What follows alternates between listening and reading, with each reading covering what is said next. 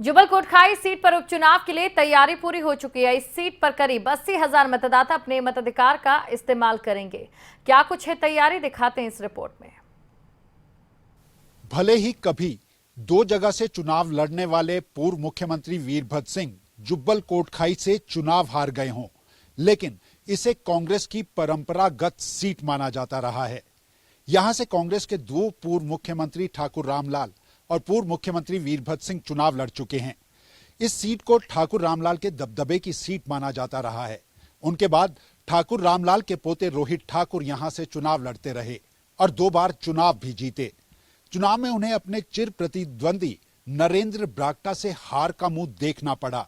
ये वही नरेंद्र बरागटा हैं जिन्होंने हिमाचल में इस जुब्बल कोटखाई की परंपरागत सीट को चुनौती देते हुए इसे भाजपा की झोली में 2 बार डालने का काम किया।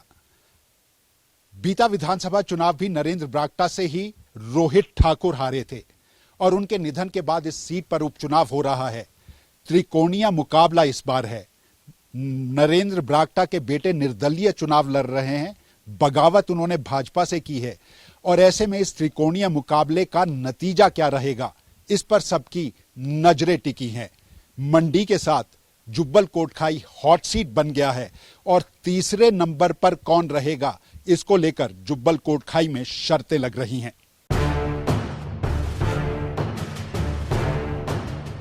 जुब्बल कोटखाई से कांग्रेस के 2 पूर्व मुख्यमंत्री ठाकुर रामलाल और पूर्व मुख्यमंत्री वीरभद्र सिंह चुनाव लड़ चुके हैं।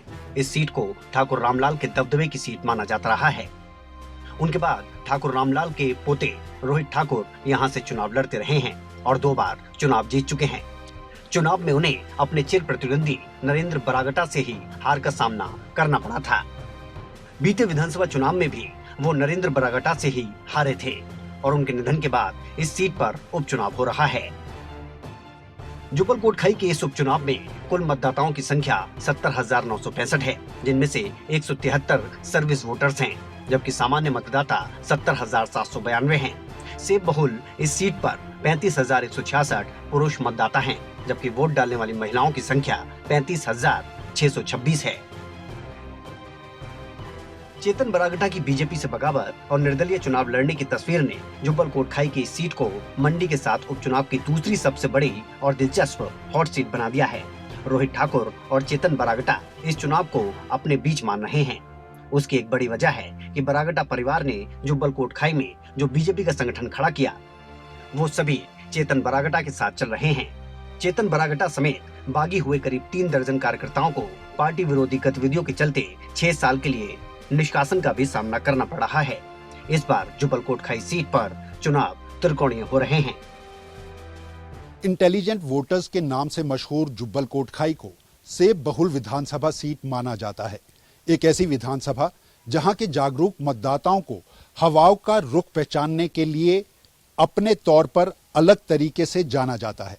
शायद इसी वजह से कहा जाता है कि जुब्बल कोटखाई की जनता सत्ता में मुख्यमंत्री और मंत्री की ताकत को हमेशा ही अपना बनाने के लिए सोच समझकर वोट डालती आई है।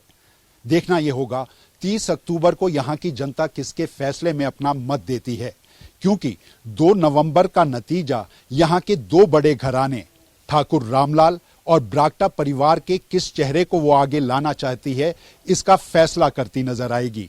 और तीसरा जो त्रिकोणीय मुकाबले में एक आम चेहरे के रूप में यहां से नीलम सराय को वोट दिया है, क्या उनकी भी लॉटरी खुलती है या नहीं? दिलचस्प जुब्बल कोटखाई का त्रिकोणीय मुकाबला जरूर बन गया है।